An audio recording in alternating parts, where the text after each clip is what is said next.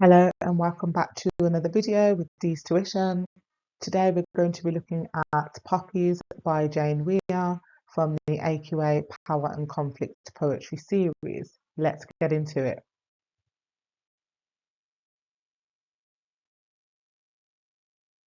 Okay, so a quick overview of the poem then. Firstly, this poem was written from the perspective of a mother of a son who is going off to war, which is really unusual because most of the war poetry that we do come across in the Power and Conflict series is written from a male perspective. So this one's quite different and it just stands out for that reason.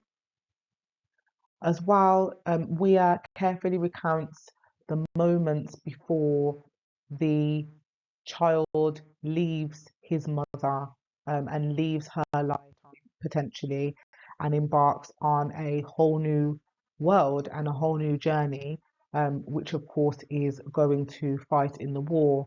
And the poem really goes into depth about the impact that this has on the mother mentally and physically.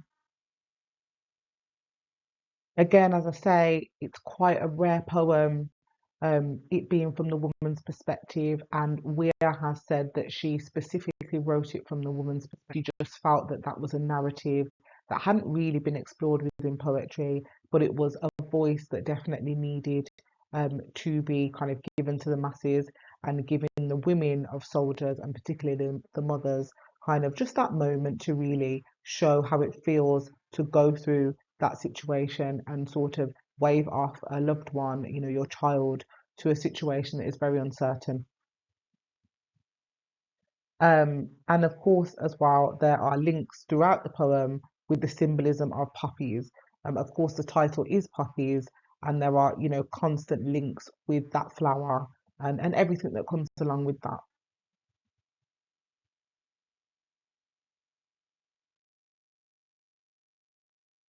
Okay, so in regard to the context of this poem, then, firstly, the poem is actually set in the present day.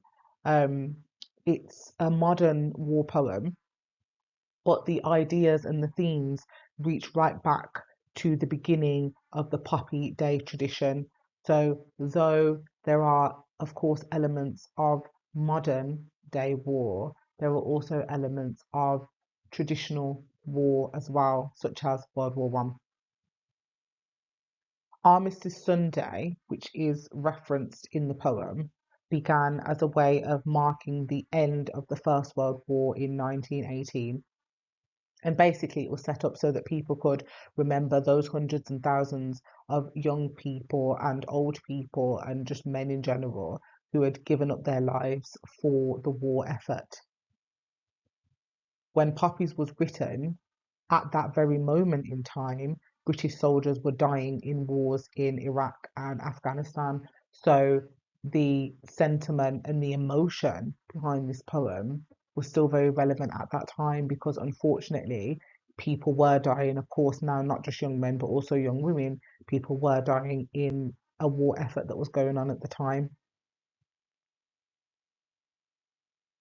And finally, in regards to the context, poppies are worn because they were the first flowers to grow in the churned up earth of the soldiers' graves in Flanders Field, and that's a region in Belgium. Flanders is a really popular um, sort of place that is well known in regards to World War One, and it was such a strange occurrence that anything could grow in ground that really had been ruined by war, and the fact that poppies were able to grow really kind of symbolized how strong the poppy was, and its kind of striking red color and things like that as well. So it's just become the flower that is symbolic as of war, not only in World War One, but all of the wars that have followed. So I've got a couple of key quotations for you that are worth really kind of considering and looking into for this poem. And the first quotation is 3 days before Armistice Sunday. Now, of course, you've got that noun Armistice Sunday, which I've mentioned previously in the context section of this video.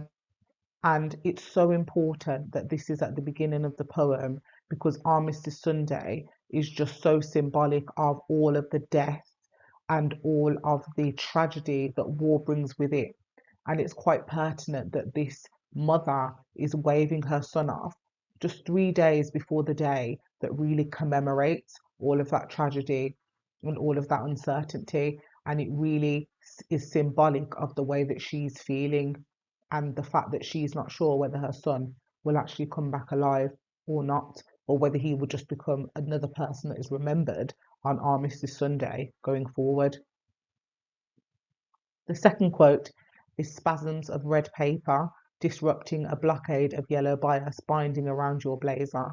And again, that's quite a bit of a longer quote, but so important and just filled with imagery. So where you've got that verb disrupting, what she's talking about there is that the poppy, it really disrupts the kind of yellow border of the blazer. And where she talks about the blockade of yellow bias, of course, war is a bias thing, trying to get young people or any people to join up to the war. There has to be a certain level of bias in order to get them there. And of course, in years gone by, in World War One and World War Two, you will be aware that so much propaganda was used in order to get people to fight within the war.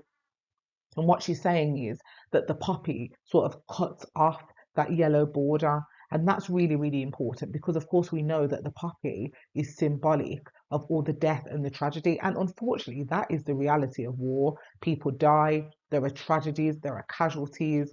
There's a lot more to war than necessarily what was being portrayed to people at the time. And what she's really kind of put in that contrast and that juxtaposition between the reality of war that is symbolized via the poppy, and then the bias of war that is symbolized via the uniform and that yellow border. Yes, it's lovely to have a beautiful uniform on and look the part and feel like you're going into this war and it's going to be easy and you'll be celebrated and you'll be a hero, but the reality is often quite different. And that is what the mother is really portraying there. The next quotation, the world overflowing like a treasure chest. And of course, that is a really important piece of imagery there. When the mother talks about the world overflowing like a treasure chest, what is actually meant there through that metaphor is that there are so many possibilities and there's so much excitement and so much adventure that is out there in the world, much like a treasure chest, especially because this young man, of course, would have likely been subject to seeing and believing propaganda. And unfortunately, just like treasure is so appealing, this war is so appealing to her son, and she just feels like the world has become such a treasure chest. And unfortunately, it's nothing that she can pull her sons back from. He's so interested in kind of going out and seeing this new world, this world that he's never been able to explore before, that, he is compelled to go, and there's nothing that she can do about it. And she's very aware of that. And then the fourth quotation, I went into your bedroom, released a songbird from its cage. So again, here is a metaphor being used. She talks about her actions after her son has gone through the door, and where she talks about releasing that songbird, there's a double meaning there, really. So we get the idea that, of course, a songbird, something that makes a noise. We get the idea that the mother has broken down in her son's room as she looks around all of the things that remind her of him and all of the time that they've had together. She breaks down in tears and she's in absolute agony about the fact that she has lost her son to the war. But then you've also got this idea that she's released a songbird, she's released her baby, she's given her baby to the world. She doesn't know what will become of that, but she knows that she has no choice but to do that.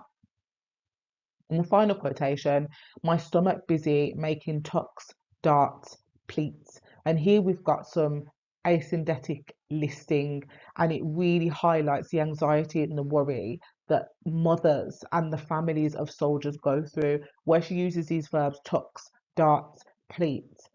She's not sure what's going to happen. She's got this anxiousness, she's got this sick feeling. She doesn't know what to do with herself because she doesn't know how this story is going to end, unfortunately.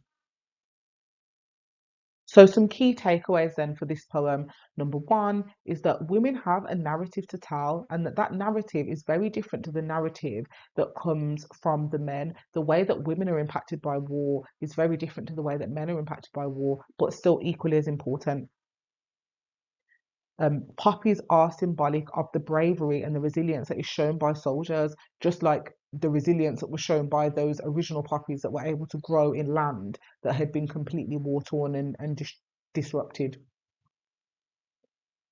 There's an anxiety felt by the families of soldiers. They can never really rest assured knowing that their loved ones will come back, and that's really frightening for them. And finally, it's that war has far-reaching consequences and it goes far beyond, a young person deciding to sign up for war, but it's all of the other implications for all of the people that love them, as well as themselves as well. So that's the poem Poppies, then in a nutshell. If you do have any questions about the poem, please drop me some comments with questions, and I'll do my best to get back to you with the answers to those. And hopefully, this has been of some use to you. Thank you. Bye.